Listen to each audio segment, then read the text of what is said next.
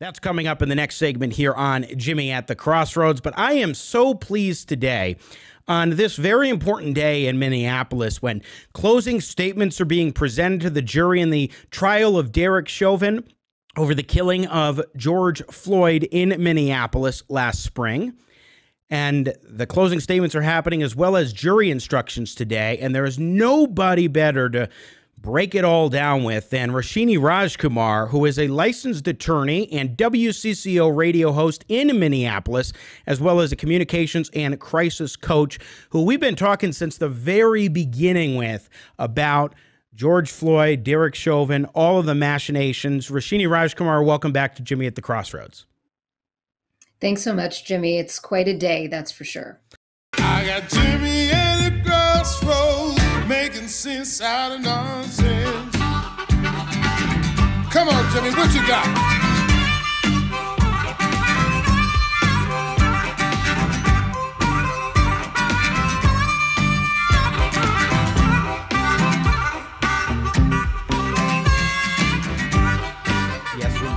So let me just ask you a very broad question. I appreciate you taking a little bit of time as the closing statements are going on.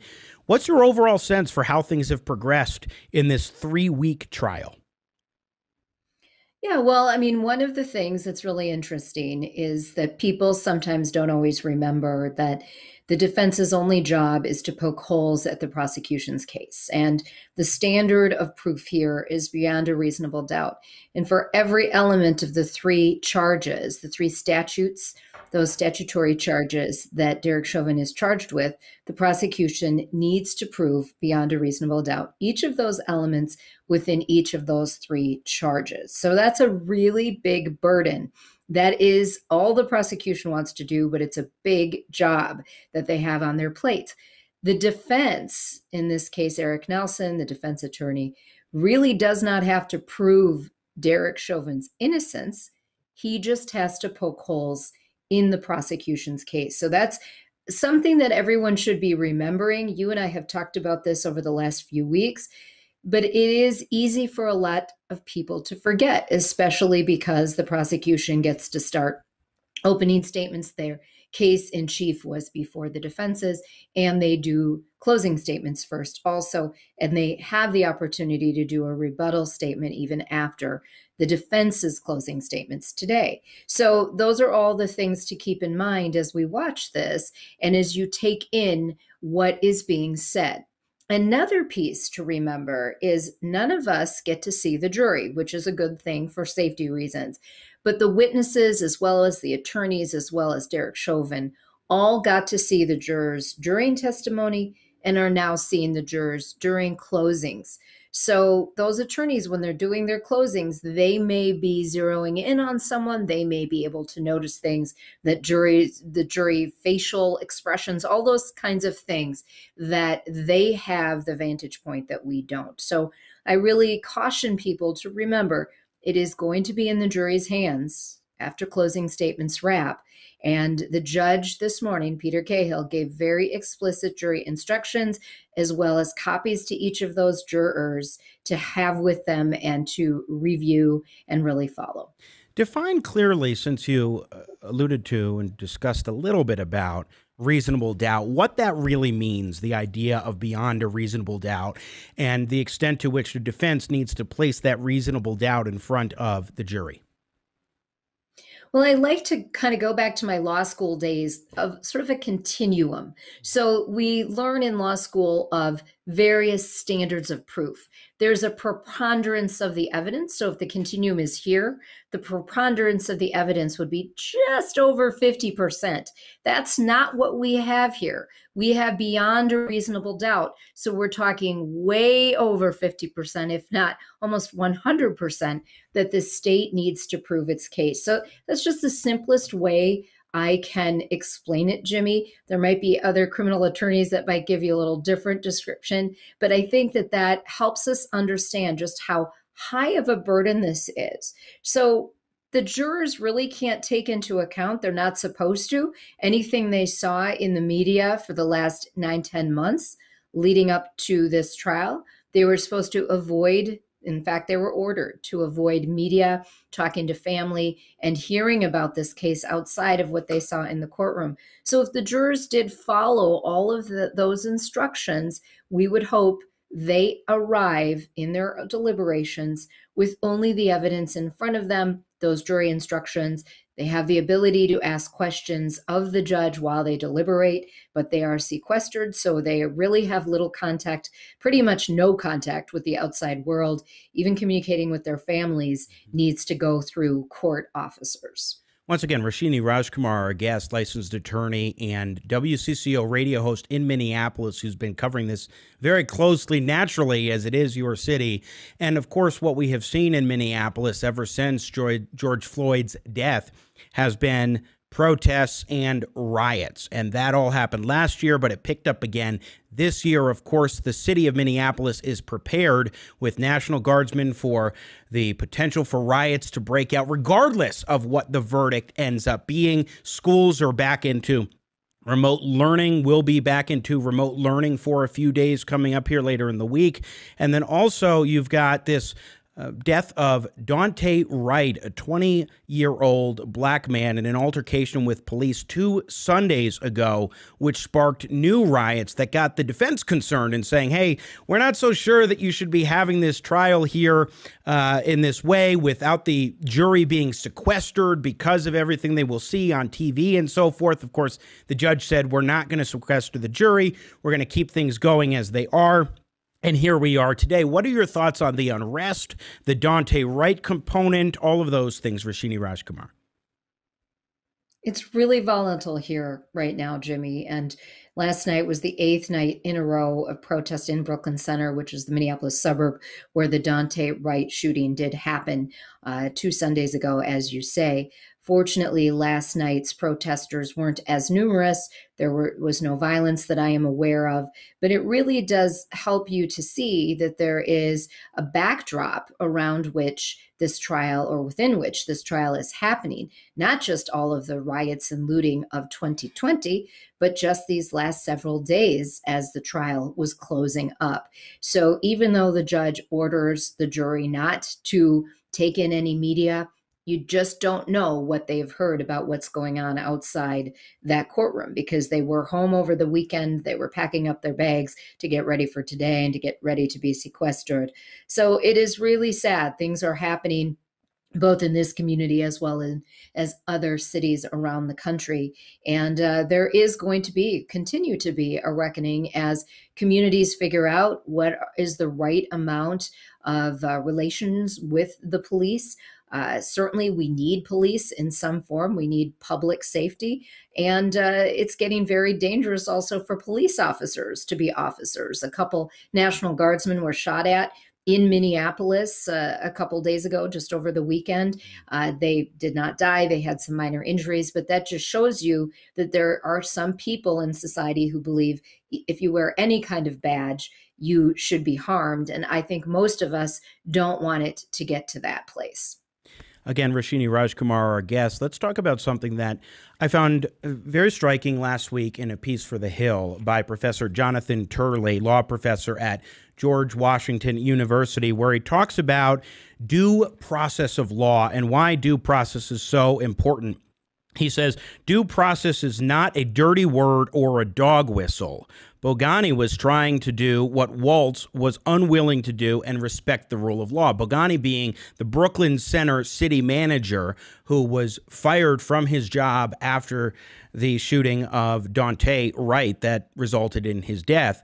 And Minnesota Governor Tim Walz is the Waltz that he was reflecting on there. He says, when reporters asked Bogani if he would fire the officers involved with the shooting, he stated, if I were to answer that question, I would be contradicting what I said moments ago, which is to say that all employees are entitled to due process, and after due process, discipline will be determined. If I were to say anything else, I would be contradicting the very idea of due process. Officials showed this contradiction he feared by firing him, whether it involves the police officers with Daunte Wright or in the case of Derek Chauvin and George Floyd. Due process of law is fundamental, as you well know, to our rule of law and our protection of individual liberties. What are your thoughts on how that comes into play in both the proceedings with Derek Chauvin and what might happen depending on the verdict, because due process allows for the end result, and also in regards to Daunte Wright's situation? Well, let's go back to 2020. Due process is not something that there's gray or there's a continuum of due process. Due process is due process. And I have said on your shows in the past, I've said in different outlets and on my own show, that due process was not afforded the 4 officers in the George Floyd events. And that you can say that and still wait to see what happens by way of verdict. You can believe that officers did something wrong or bad, but still also believe they deserve due process. Because in our country, when you don't afford one person due process for whatever reason, the rest of us are in danger of not having due process if we were ever accused of or charged with a crime. So this is such a fundamental tenet of the United States Constitution and individual states' constitutions. It is sad that it really got thrown out the window in 2020 by the governor of Minnesota, the mayor of Minneapolis, and the police chief of Minneapolis by initially firing those 4 officers instead of just saying, okay, we're going to investigate, they're going to have due process, put them on administrative leave. And then if they decided to fire them, that is one thing. But the visual, the optics, and no due process. No one can convince me that was a bad visual in 2020.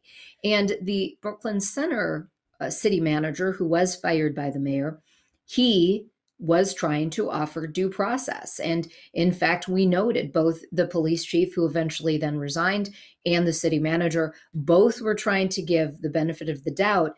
And I don't even know that I'd call it that. They were trying to afford due process to Officer Kim Potter. She deserves it, even if you believe the grand mistake that she made. If it's true that she really meant to reach for her taser and not her gun, she still deserves due process. So we have to keep a very, very heightened watch on due process, no matter who the suspect is, no matter who the officer is, because what's at stake is our very fundamental in this country of due process. So well said. Finally, Roshini Rajkumar, handicap, please, for us the overall arguments between the prosecution and the defense and what folks should keep in mind as the jury deliberations go on for however many days.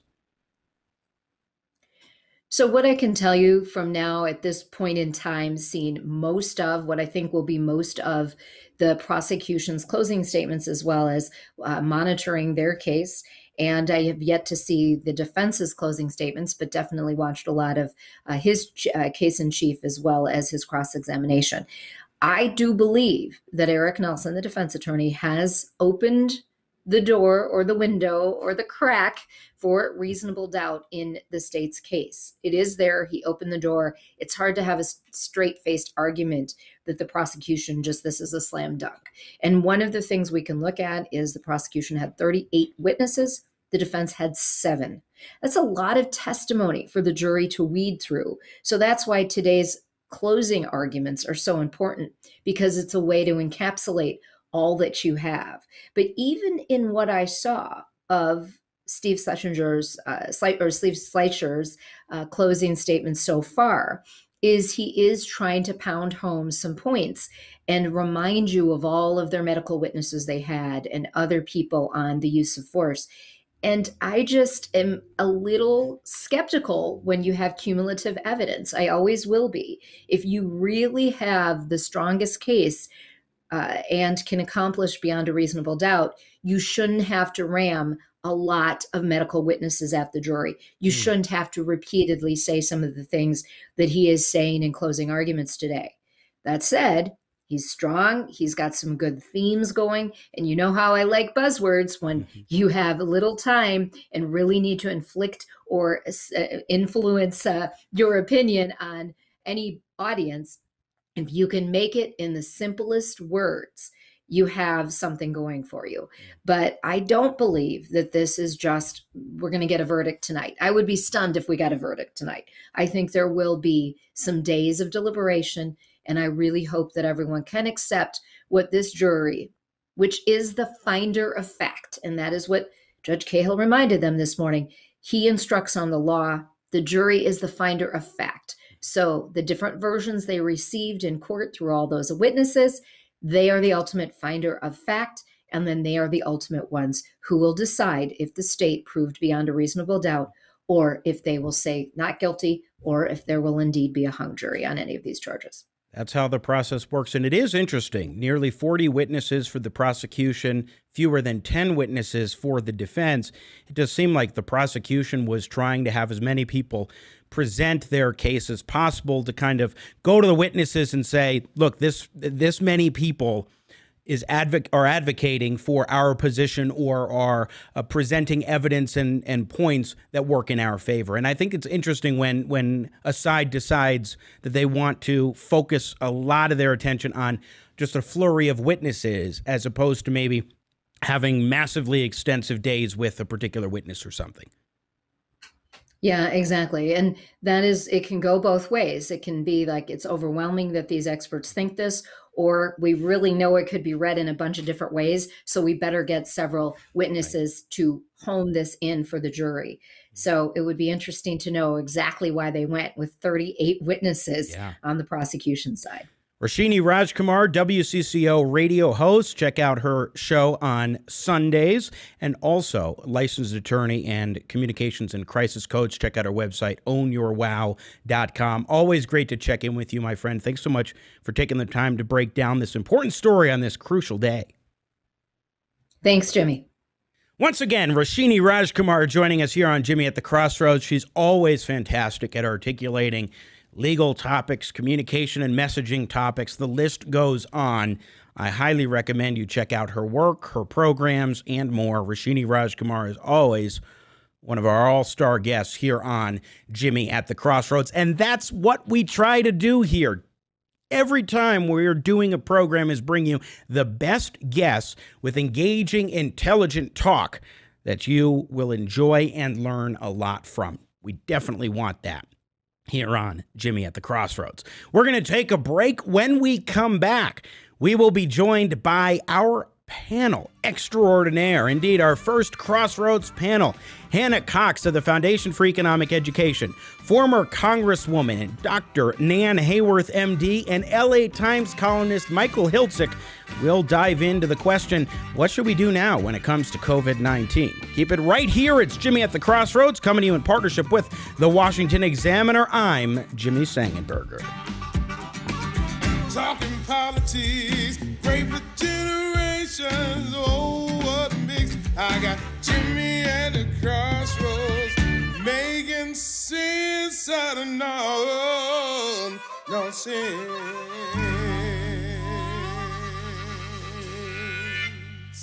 Yeah.